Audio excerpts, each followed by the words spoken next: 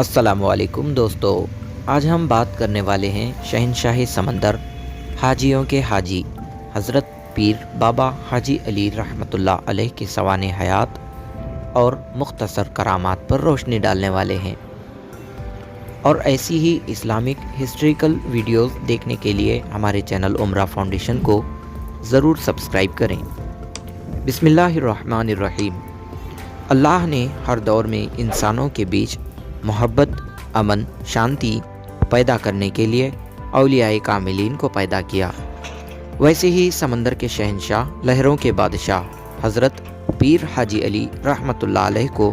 اپنی رحمت کے خزانے میں سے چن کے حکم دیا کہ وہ ہندوستان کی سرزمین پہ ذات، مذہب، دھرم سے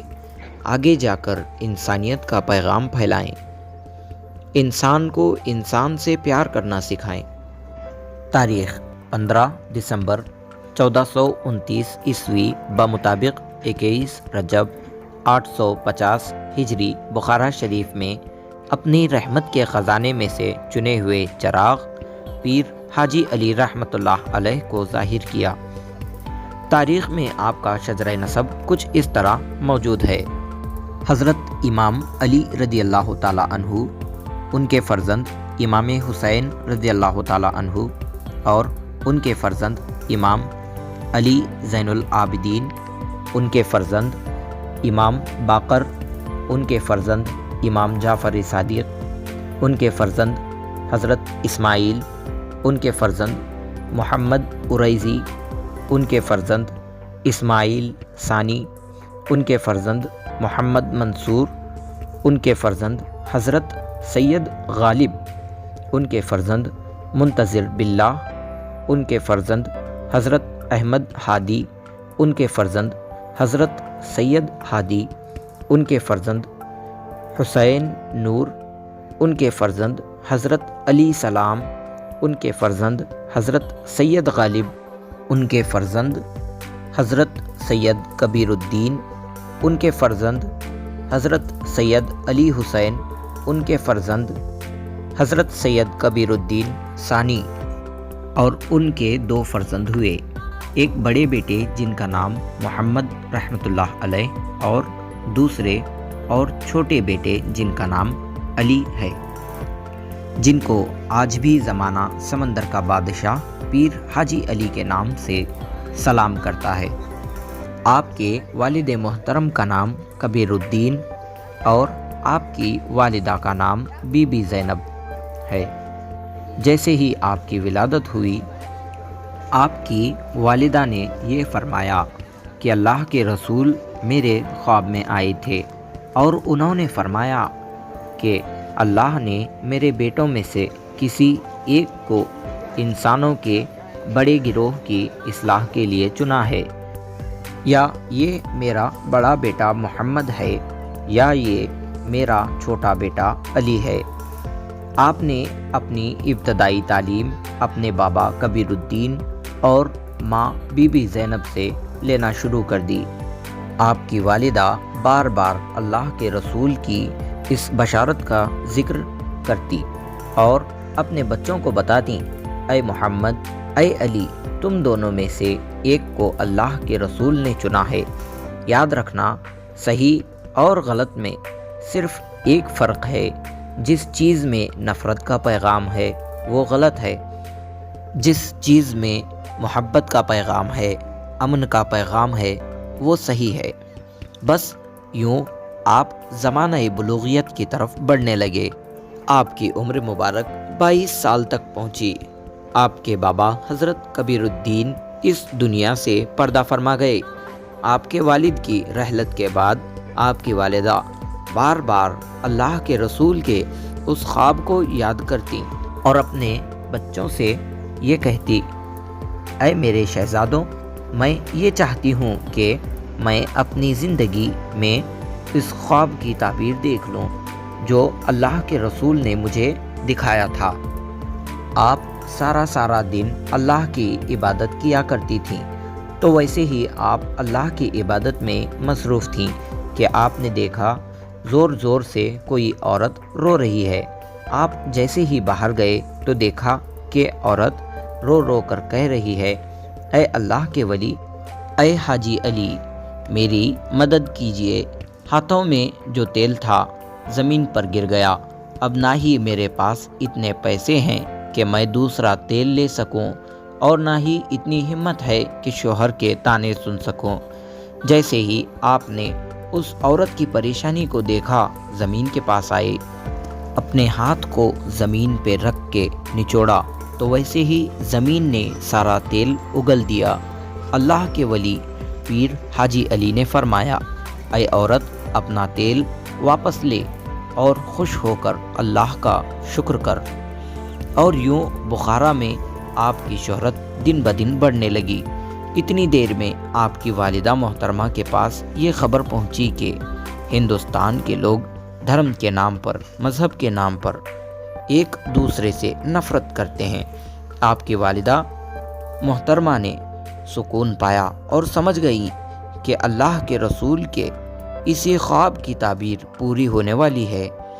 آپ نے اپنے دونوں شہزادوں کو کہا، جاؤ ہندوستان کی سرزمین پر لوگوں کی اصلاح میں اپنے آپ کو مصروف کر دو۔ تو بس دونوں شہزادے ہندوستان کی زمین پر قدم رکھ کے لوگوں کی اصلاح کرنے میں مصروف ہو گئے، اور ہندوستان کے لوگ جیسے کہ آپ بخارا سے ہجرت کر کے آئے تھے تو آپ کو بخاری سید کہنے لگے۔ سمرقند سے جب آپ اشاعت دین کرتے ہوئے ممبئی آ پہنچے تو آپ کے بڑے بھائی نے فرمایا، اے میرے بھائی علی، میں نے کل خواب دیکھا، اس خواب میں اشارہ تھا کہ میں تمہیں یہیں چھوڑ کر واپس چلا جاؤں۔ اتنی دیر میں بابا حاجی علی مسکرائے اور فرمایا، ہاں میرے بڑے بھائی، میں نے بھی یہی خواب دیکھا ہے، تو بس ہمارا ساتھ یہیں تک تھا۔ ایک خط تحریر کیا، اس میں یہ لکھ دیا کہ اے میری ماں، اپنے بیٹے حاجی علی کا سلام قبول ہو، اور آپ نے جو خواب دیکھا اس کی تعبیر اللہ نے آپ کو دکھا دی، اور مجھے یہ حکم مل گیا کہ میں یہیں رہوں اور یہاں کے لوگوں کی اصلاح کرتے کرتے اپنے خالق سے جا ملوں۔ دن رات آپ لوگوں کو سدھارنے لگے، اصلاح کرنے لگے، لوگوں کو درس انسانیت، ذات، مذہب، دھرم سے اٹھ کے ایک دوسرے سے پیار کرنا سکھانے لگے۔ آپ کے پاس صرف انسان نہیں بلکہ جنات، دوسری مخلوقات بھی آیا کرتے تھے۔ آپ نے اپنا ٹھکانہ یا مسکن سمندر میں کچھ پتھر رکھے ہوئے تھے، وہاں بعض مرتبہ وہاں آ کر اکیلے بیٹھ جاتے تھے، اور جنات، سمندر کی مچھلیاں آپ کے قدم مبارک چومنے لگتے۔ آپ نے اپنے وقت کو کچھ اس طرح سے رکھا تھا کہ کچھ وقت زمین پر رہ کر انسانوں کی اصلاح کرتے، اور کچھ وقت سمندر، جہاں آج آپ کا مزار مبارک ہے، وہاں تنہا بیٹھ کر سمندر کی مخلوقات اور جنات کو درس اخلاق سے سرفراز فرماتے۔ بعض مرتبہ 2-4 دن گزر جاتے تو آپ کے چاہنے والے اور آپ کے مرید بڑی مشکل سے سمندر کے بیچ، جہاں آج آپ کی مزار ہے، اس وقت صرف کچھ پتھر موجود ہوتے تھے اور کوئی راستہ بھی نہ ہوتا تھا، وہاں آ کر آپ کی زیارت کرتے تھے اور آپ سے فیض حاصل کرتے تھے، اور یوں رفتہ رفتہ آپ کا نام ہندوستان کی زمین پہ سمندر کا بادشاہ پڑنے لگا۔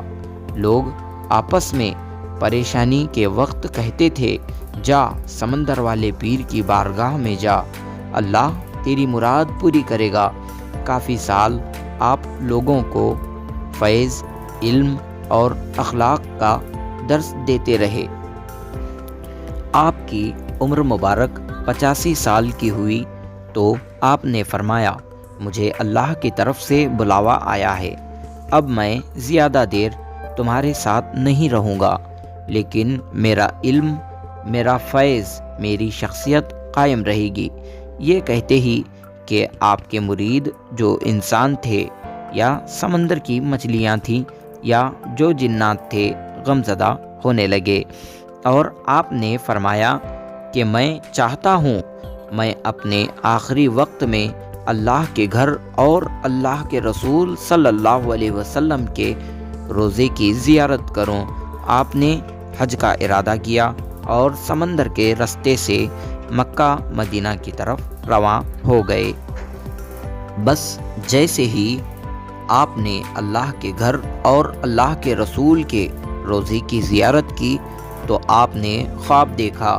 کہ اللہ کے رسول فرماتے ہیں، اے حاجی علی، ہم نے تمہیں ہندوستان کے لیے چنا ہے، جاؤ، تمہارے جسم کی مٹی وہیں کی ہے، جو میرے پاس آ نہیں سکتے وہ تمہارے دربار آ کر میری خوشبو محسوس کریں گے، جاؤ حاجی علی، اپنے وطن واپس چلے جاؤ۔ جیسے ہی آپ کی آنکھ کھلی تو آپ نے ویسے ہی سامان سفر باندھا، واپس ہندوستان کی طرف آنے لگے۔ ابھی آپ ممبئی سے کافی دور تھے، فرشتہ موت آ پہنچے اور کہنے لگے، اے حاجی علی، اللہ کا حکم ہے کہ میں آپ کی روح کو قبض کروں، آپ کا کیا ارادہ ہے؟ تو پیر حاجی علی رحمۃ اللہ علیہ نے نظروں کو اٹھایا اور فرشتہ موت کو دیکھ کر یہ فرمایا، تمہیں جو حکم ملا ہے تم اس کو پورا کرو، اور مجھے جو حکم ملا ہے وہ میں پورا کروں گا۔ آپ نے سمندر کو کہا، اللہ کے رسول کا حکم ہے میرا جسم وہیں جائے جہاں میرے مرید بستے ہیں، اور جو لوگ آپ کے ہم سفر اور عقیدت مند تھے آپ نے ان کو وصیت کر دی کہ میری رحلت کے بعد میرے جسم کو پانی میں بہا دینا، یہ سمندر خود وہاں لے کر جائے گا جہاں اللہ کے رسول کا ارادہ ہے۔ یہ کہہ کر آپ دارالفنا سے دارالبقا کی طرف کوچ کر گئے۔ آپ کے عقیدت مندوں نے آپ کی وصیت کے مطابق عمل کرتے ہوئے آپ کے جسم مبارک کو سمندر کے حوالے کر دیا، اور سمندر نے، مچھلیوں نے اور جنات نے آپ کے جسم مبارک کو اٹھا کر اسی جگہ رکھ دیا جہاں آپ بیٹھ کر لوگوں کی اصلاح کرتے تھے۔ آپ کے عقیدت مند وہاں آپ کی یاد میں رو رہے تھے کہ اتنی دیر میں انہوں نے دیکھا کہ سمندر اپنے کندھوں پر اٹھا کر ان کی طرف انہیں لے آ رہا ہے۔ پھر وہ لوگ قریب گئے اور حاجی علی رحمۃ اللہ علیہ کے چہرے کی زیارت کی اور قدم چومے اور آپ کو اسی جگہ دفن کر دیا جہاں آج آپ کا روضہ ہے۔ آپ کی یہ کرامت لوگ ایک دوسرے کو بتاتے رہے، اور جو آپ کے مرید تھے وہ بھی آپ کے دربار آتے رہے۔ آپ کا دربار سمندر کے درمیان اور سوکھی زمین تک کوئی سوکھا راستہ نہ تھا کہ چاہنے والے پتھر جمع کرتے، سمندر میں ڈالتے اور آپ کے دربار تک آ پہنچتے اور زیارت کرتے، واپس چلے جاتے۔ اس وقت کوئی آپ کے دربار تک کوئی پکا راستہ نہ تھا، مگر ایک مرتبہ ایک مرید نے حاجی علی رحمۃ اللہ علیہ کو خواب میں دیکھا کہ خواب میں حاجی علی رحمۃ اللہ علیہ تشریف لائے اور فرمایا، اے ابو بکر، تم درگاہ کیوں نہیں آتے؟ تو عرض کیا، جب میں جوان تھا تو سمندر میں پتھر ڈال کر راستہ بنا کر زیارت کے لیے پہنچتا تھا، لیکن اب میں بوڑھا ہو چکا ہوں، اب میرے جسم میں اتنی طاقت نہیں کہ میں پتھر جمع کر کے آپ کے دربار تک پہنچوں۔ تو پھر سیدنا پیر حاجی علی رحمۃ اللہ علیہ فرمانے لگے، جلد ہی ایک پکا راستہ میرے دربار تک بنے گا اور بوڑھے، بیمار، کمزور کے لیے دربار تک پہنچنا آسان ہو جائے گا۔ تو بزرگ نے عرض کیا، یا حاجی علی بابا، سمندر میں پکا اور مضبوط راستہ کیسے بنے گا؟ تو شہنشاہ سمندر حاجی علی رحمۃ اللہ علیہ نے فرمایا